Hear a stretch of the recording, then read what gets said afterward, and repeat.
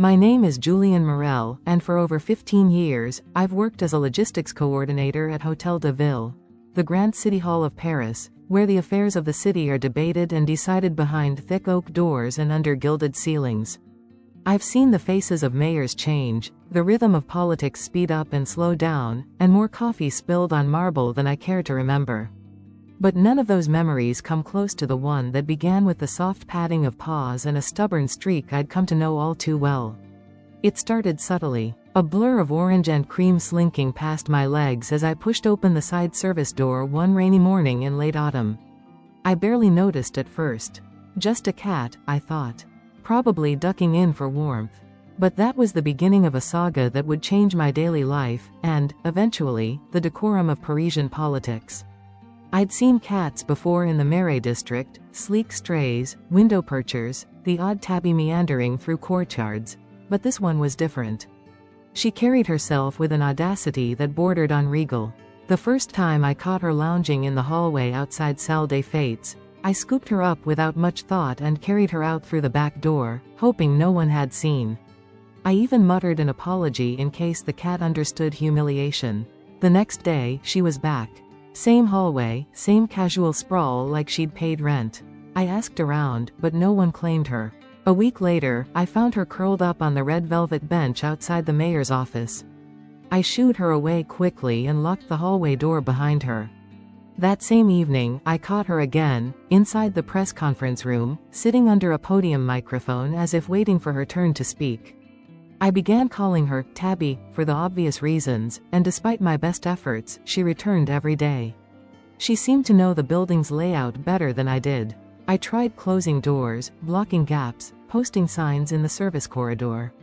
Nothing worked. I started carrying a lint roller in my pocket. Mayors don't like cat hair on their jackets. Once, a council member from the 11th arrondissement stepped in a little too fast and nearly tripped over her. It became a bit of a personal mission to keep her out. I didn't want any trouble, and certainly not for a cat. But I'll admit, over time, something shifted in me. I noticed her waiting by the same door every morning at the exact same time. 7:45, right when I arrived with my thermos of coffee. Rain or shine, there she was, tail curled neatly around her paws, like an unpaid civil servant who took punctuality seriously. One cold December morning, I saw her sitting on the main staircase. It was just before a major budget meeting, and councillors were filing in wearing wool coats and speaking in quick bursts of French. Tabby was right in the center, flanked by gold banisters, as if she belonged in the oil paintings that hung on the walls. No one tried to move her. In fact, someone snapped a photo. That's when the whispers started. Oh, le chat encore? C'est le chat du conseil? A few laughed. Some frowned. But a few smiled knowingly, as if she'd become part of the architecture. I didn't know it then, but that photo, Tabby seated like royalty in the marble stairwell, would end up in Le Parisien under the headline, Un invité feline au cœur de la politique parisienne. After that, there was no going back. Tabby gained fans. The communications team tried to ignore it at first, but she had a knack for photobombing, perched on window sills during press briefings, brushing past the legs of visiting diplomats, even slipping into the background of a live news segment about waste disposal reform. The viewers noticed. I kept trying to remove her quietly, still playing the role of the discreet enforcer, but the game had changed. One morning, I caught Deputy Mayor Lefebvre feeding her slivers of saucisson from his lunch. I raised an eyebrow. She listens better than some of our interns, he shrugged. By then, Tabby had her routine. She preferred the third floor in the morning, especially the empty windows near the urban planning division. By afternoon, she migrated to the Grand Salon. She napped often. She rarely meowed. She never scratched, never bit, never knocked over anything. She just observed. My desk, positioned near the archives room, was next to an old radiator that rarely worked. She began to visit around 3 o'clock each day. I'd open my lunchbox, and there she'd be, waiting. Not begging, just watching. So I'd share, a few crumbs here and there. One day I gave her a piece of smoked turkey and she laid beside my chair for the entire hour, her sides rising and falling in a soft rhythm, like she trusted me. By spring, Tabby was a fixture. A walking curiosity of the building. Tour guides started mentioning her. And sometimes, if you're lucky, you might spot Tabby, the city's unofficial feline counselor. The council members had started referring to her in meetings, half-jokingly. "Well, I think even Tabby would disapprove of this zoning proposal," someone quipped during a late March session. Everyone laughed. Even the mayor, Madame Cloutier, cracked a smile. That's when things took a turn. It was early April, just after the Municipal Energy Summit. The building was packed, and someone from the National Ministry had come for a tour. I was helping coordinate movement through the back corridors when I heard a slight commotion near the main lobby. Cameras were flashing. A journalist had spotted Tabby in the chandelier-lit hall, stretching lazily beneath a sculpture of Marianne. Later that week, someone brought in a custom collar with a miniature medallion, Tabby, Hôtel de Ville de Paris. Another brought a tiny red velvet cushion and placed it in the corner of the reception room. She used it for exactly one day, then returned to her preferred spot on the mayoral stairwell. I should have seen it coming. One Thursday morning, I was summoned unexpectedly to the conference chamber. I thought it was about storage logistics or possibly one of the broken elevators. But as I stepped inside, I saw Madame Cloutier standing at the podium, a few councillors seated in the front row, and, to my absolute disbelief, Tabby, sitting in a custom cat-sized chair, flanked by miniature French and EU flags. The mayor spoke warmly, affectionately. "It is not often that we find consistency, tranquility, and silent observation in politics," she said, "but in Tabby, we have found all three." There were a few chuckles, some applause. Then came the words that sealed her fate. "Let it be known, by informal decree of the council, that Tabby shall henceforth be recognized as the honorary mascot of Hôtel de Ville." Someone handed me a framed certificate. For a moment, I just stared at it, her name in scripted gold letters, the seal of Paris embossed in the corner. Tabby, who had snuck in one rainy morning, had now become the city's most beloved council member. I should have felt defeated. After all, I had spent months trying to remove her. But standing there, in that ridiculous yet oddly dignified moment, I felt something else entirely. Pride, maybe. Or peace. That night, as I gathered my things and walked toward the back door, I saw her again. Sitting exactly where she always did at 7:45 each morning. She looked up at me, tail swishing. I opened the door and held it. She didn't move, just blinked slowly, then turned, walking down the corridor like it was her own private promenade. And in a way, it was.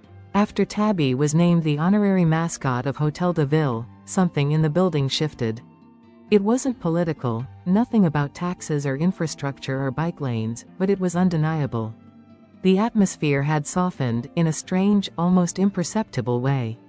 People started arriving at work just a bit earlier. Secretaries who'd rarely spoken to each other began chatting in the mornings, about Tabby's whereabouts, her favorite sleeping spots, her new collar.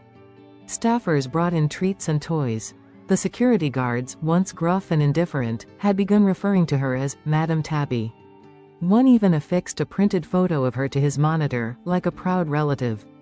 And me? I, Julien Morel, the man who had spent months trying to quietly usher her out, to avoid embarrassment, to keep order, had become something of a reluctant liaison between the feline and the institution. Tabby's days settled into an official rhythm, now that she was unofficially official. By 8:15 each morning, she'd completed her morning inspection of the grand entrance hall, weaving between the stone columns with the precise elegance of a diplomat. She never acknowledged the attention but accepted it like it was due.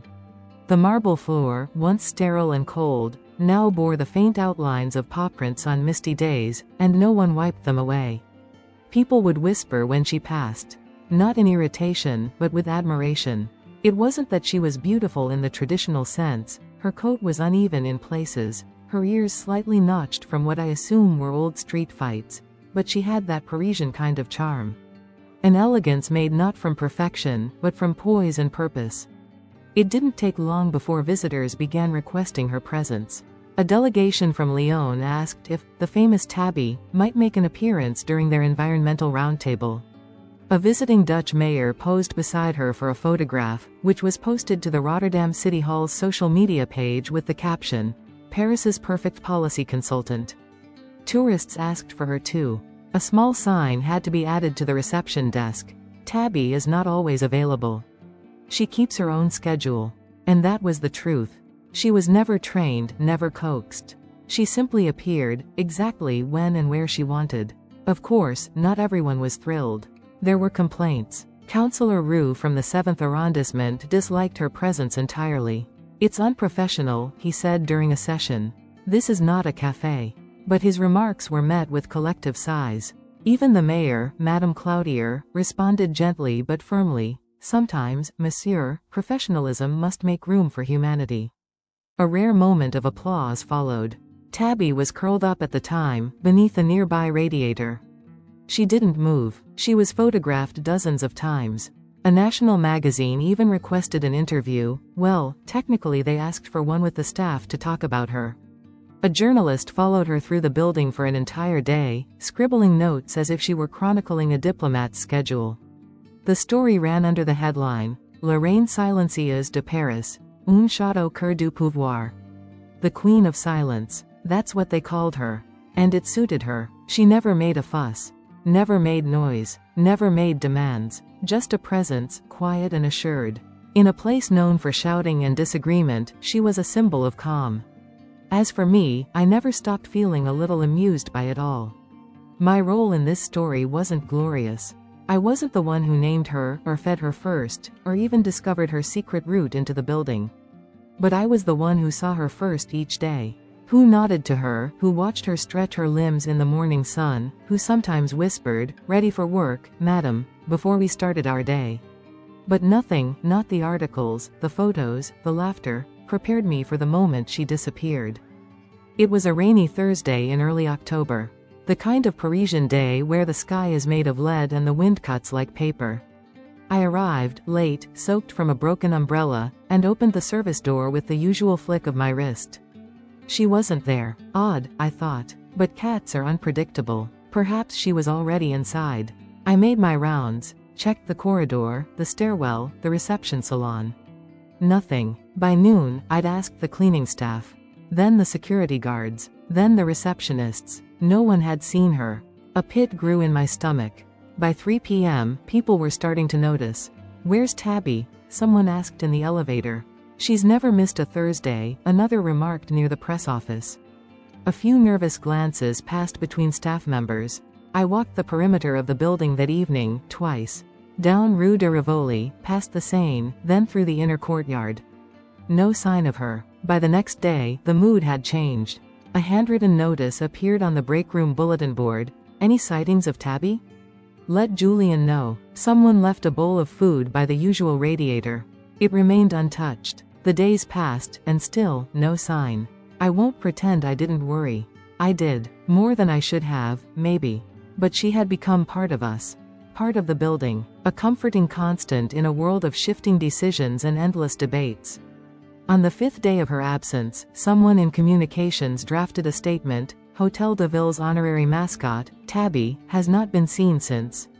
It was meant for internal circulation only, but the story leaked. The media picked it up instantly. Speculation bloomed. Was she taken? Did she run off? Was she sick? People lit candles on the front steps. I swear to you, someone started a small petition for the city to adopt a shelter cat in her honor. But it didn't feel right. Tabby wasn't just any cat. She had chosen us. It was the 8th day when I heard the noise. Early morning. I was the first in, just unlocking the supply closet when I heard the faintest scratch at the east courtyard window. My heart jumped. I ran across the hall and there she was, soaked, shivering, but staring at me with her same slow, inscrutable blink. I opened the door. She stepped inside like nothing had happened. No ceremony, no drama. Just a small flick of the tail and a shake of her wet fur. I never found out where she went. Some said she chased a pigeon into the neighboring gardens and got stuck. Others thought she might have visited another building, exploring, returning only when she felt ready. Whatever the reason, she was back. That was all that mattered. The staff erupted that day. Someone bought fresh salmon. A bouquet of flowers was placed in her favorite window nook. Even Councillor Roux nodded at her as he passed. "Welcome back, madam," he muttered, almost respectfully. In the weeks that followed, her legend only grew. Children began drawing pictures of her and mailing them to City Hall. A local bakery created a pastry in her honor, a flaky, orange-striped treat they called La Tabby. The mayor, during a televised holiday address, paused briefly to acknowledge our most beloved colleague, who reminds us each day that presence and peace are sometimes the greatest contributions. Now, years later, she's older. Slower. Her once bright eyes have dimmed a little. She spends more time napping than prowling. But she's still here. Still arrives at 7:45, still prefers the stairwell sunlight at noon, still curls up next to the radiator by my desk when the afternoon gets quiet. Sometimes I think about those early days, me, hurrying to get her out of sight before someone noticed. Me, thinking I was protecting the integrity of this place. How wrong I was. In a city like Paris, there are stories everywhere. In the stones, in the rain, in the echoes of steps through marble halls. But the one that still makes people stop and smile is the story of a small, quiet cat who walked into City Hall and decided to stay. Her name is Tabby, and this is her building, too.